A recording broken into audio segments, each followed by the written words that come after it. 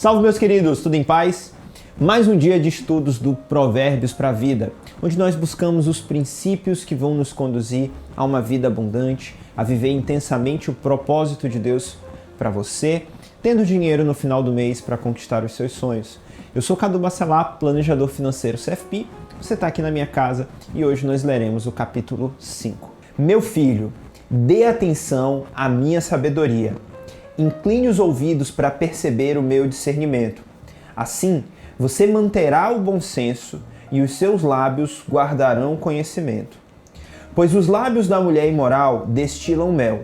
Sua voz é mais suave que o azeite, mas no final é amarga como fel, afiada como uma espada de 2 gumes. Os seus pés descem para a morte, os seus passos conduzem diretamente para a sepultura. Ela nem percebe que anda por caminhos tortuosos e não enxerga a vereda da vida. Agora, então, meu filho, ouça-me e não desvie das minhas palavras. Fique longe dessa mulher. Não se aproxime da porta da sua casa, para que você não entregue aos outros o seu vigor e nem a sua vida a um homem cruel, para que os estranhos não se fartem do seu trabalho e outros não se enriqueçam à custa do seu esforço. Interessante. No final da vida, você gemerá com sua carne e seu corpo desgastados. Você dirá: como odiei a disciplina, como meu coração rejeitou a repreensão. Não ouvi os meus mestres e nem escutei os que me ensinavam. Cheguei à beira da ruína completa, à vista de toda a comunidade. Beba das águas da sua cisterna, das águas que brotam do seu próprio poço. Por que deixar que as suas fontes transbordem pelas ruas e os seus ribeiros pelas praças? Que elas sejam exclusivamente suas, nunca repartidas com estranhos. Seja bendita a sua fonte. Alegre-se com a esposa da sua juventude, gazela amorosa, corça graciosa, que os seios de sua esposa sempre o fartem de prazer e sempre o embriaguem os carinhos dela. Por que, meu filho, ser desencaminhado pela mulher imoral? Por que abraçar o seio de uma leviana? O Senhor vê os caminhos do homem e examina todos os seus passos. As maldades do ímpio o prendem. Ele se torna prisioneiro das cordas do seu pecado. Certamente morrerá por falta de disciplina. Andará cambaleando por causa da sua insensatez. A tônica do capítulo 5 é realmente o relacionamento conjugal. Mas fora esse aprendizado mais literal, que você lê e tira diretamente do texto, existem princípios que a gente pode aprender sobre a área de finanças também, e sobre algumas leis universais do dinheiro que foram citadas. Logo aqui nos primeiros versículos, algo me chamou a atenção e já é uma lição bem importante. Olha só o que a gente encontra aqui nos versículos 3 e 4. Pois os lábios da mulher imoral destilam mel, sua voz é mais suave que o azeite, mas no final é amarga como fel, afiada como uma espada de 2 gumes. Às vezes, algo que parece bom, algo que parece certo, nem sempre está certo. Algo que num primeiro momento é prazeroso, no longo prazo pode te conduzir a ter sérios problemas. Vou te dar um exemplo. Sonegação de imposto. É muito comum encontrar pessoas que têm um caixa 2, tem um por fora para pagar menos imposto de renda. Que faz ali o seu esqueminha para conseguir não ter que desembolsar tanto. Num primeiro momento isso parece bom e até justificável. Porque às vezes que eu conversei com essas pessoas, o discurso é bem parecido.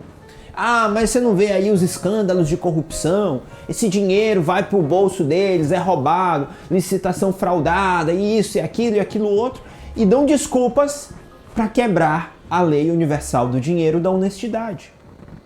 Num primeiro momento pode parecer bom você desembolsar menos, mas eu garanto para você que quebrar esses princípios vai trazer consequências negativas para a sua vida.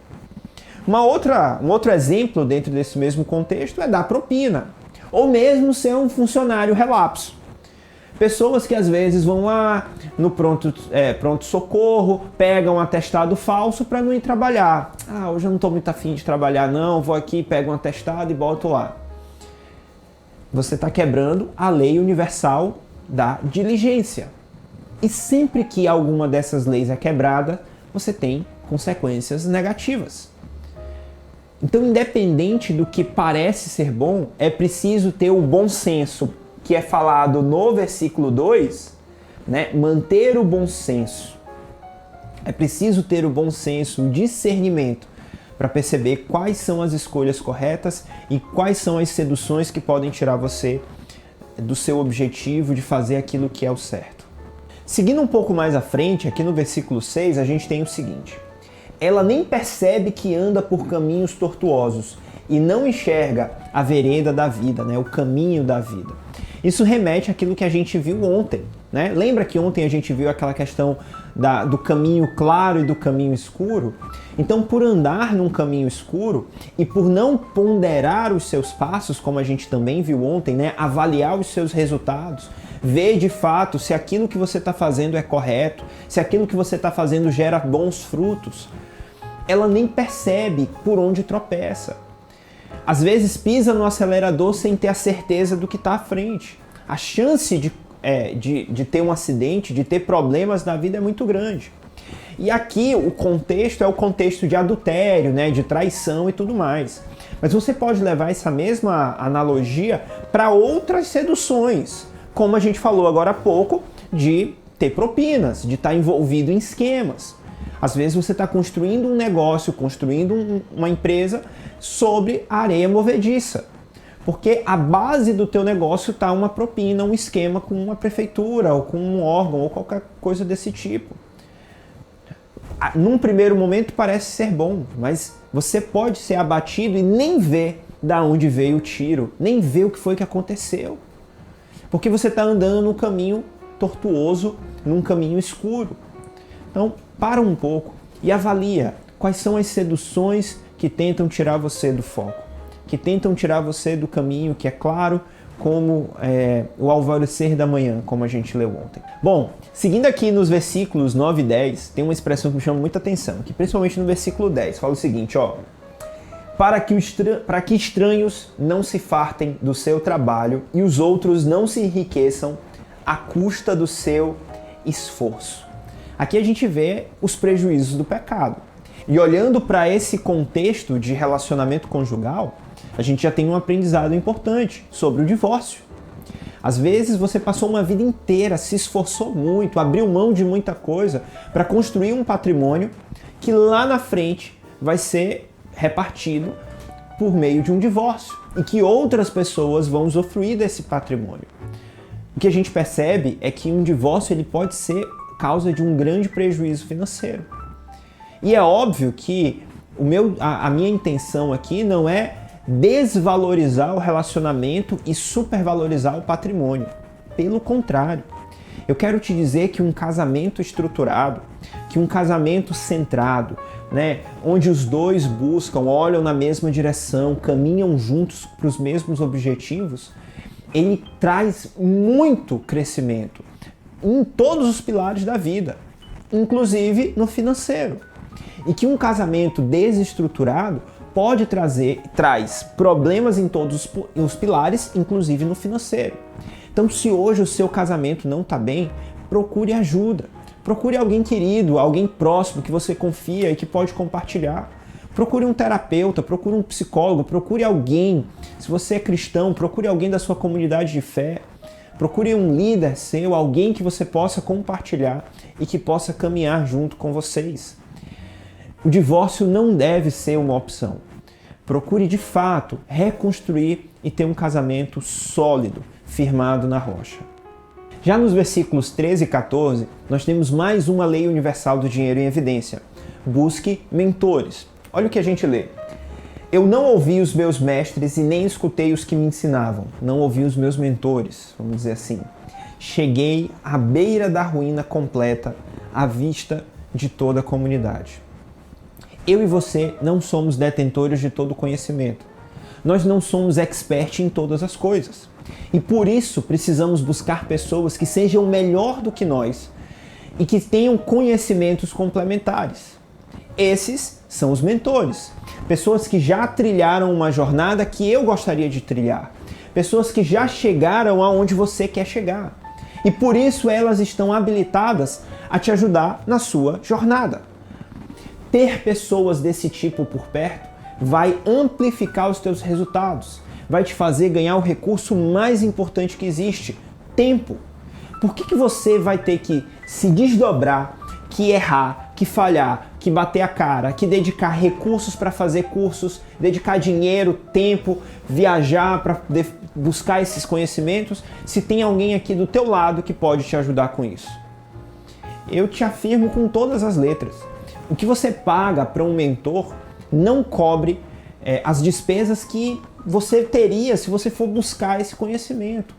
Fora que enquanto você busca um conhecimento complementar, você acaba deixando aquilo que é core, aquilo que é central do seu nicho de atuação desfalcado, porque você poderia estar investindo essa mesma energia, esse mesmo dinheiro, esse mesmo tempo em se tornar cada vez melhor naquilo que você quer, a tua atividade motriz, né? A tua core atividade, a atividade central, digamos assim, tá?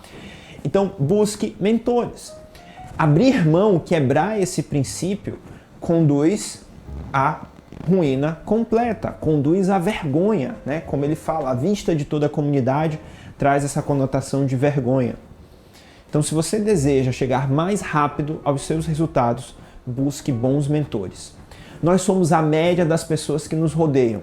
Se estamos cercados de pessoas melhores do que nós, a tendência é que nós estejamos crescendo o tempo todo. E não necessariamente aqui eu estou falando sobre o valor da pessoa, alguém ser melhor, mas alguém ter conhecimentos que eu não tenho. Conhecimentos complementares, que vão fazer com que a minha jornada seja mais leve, mais rápida, mais eficiente, mais produtiva. Chegando no versículo 18, a gente tem um resumo desse capítulo. Seja bendita a sua fonte, alegre-se com a esposa da sua juventude. Então, aqui a gente fala sobre a construção de uma família saudável, a construção de um casamento sólido, firme. Inclusive, do versículo 15 em diante, existem várias referências à água que dizem respeito ao cônjuge. Então, a sua esposa, o seu marido, busque construir uma família sólida, saudável, né, pautada na fidelidade, na verdade, no respeito, mas sobretudo no amor. Já se aproximando do final do capítulo, o versículo 21 também me chama a atenção. O Senhor vê o caminho do homem e examina os seus passos. Então nós somos medidos por Deus, examinados por Deus. Deus não é um Deus de amor que está com os olhos fechados para tudo que eu e você faz. Nós somos testados por Deus. Se a gente pegar alguns textos no Novo Testamento, né, como por exemplo do administrador infiel, a gente percebe ali o Senhor daquela parábola testando os seus servos para ver quem gera mais fruto, para ver quem tem os passos corretos, quem tem atitudes justas, honestas, corretas. Assim acontece comigo e com você. Deus sonda o nosso coração, Deus examina os nossos passos. E se Deus examina os nossos passos, nós precisamos também fazer a mesma coisa, né? E aí tem coerência com o texto de ontem, de ponderar os nossos passos, né? Avaliar os resultados que a gente causa. E aqui no versículo 22, fala sobre as consequências da dimensão espiritual. O pecado escraviza e leva à morte. Então não menospreze a dimensão espiritual. Se existe a necessidade de buscar conhecimento, aprender a fazer orçamento familiar, fluxo de caixa, investimentos, né? Informações técnicas, também existem informações emocionais, inteligência emocional, ter uma estrutura de crenças adequadas, mas também ter o seu espiritual de acordo, ter um relacionamento íntimo com Deus, um elo com Deus, e não quebrar esses princípios que foram criados por Ele. E é isso, chegamos ao final do nosso estudo aqui do capítulo 5, né? E é interessante que mesmo um capítulo que não é tão relacionado com finanças, né, que tem uma temática diferente, como a gente consegue extrair aprendizados importantes. Mas eu também quero ouvir o que Deus falou ao seu coração, aquilo que mais te chamou a atenção. Compartilha comigo, bota aí nos comentários, vai ser um prazer poder conversar com você sobre isso.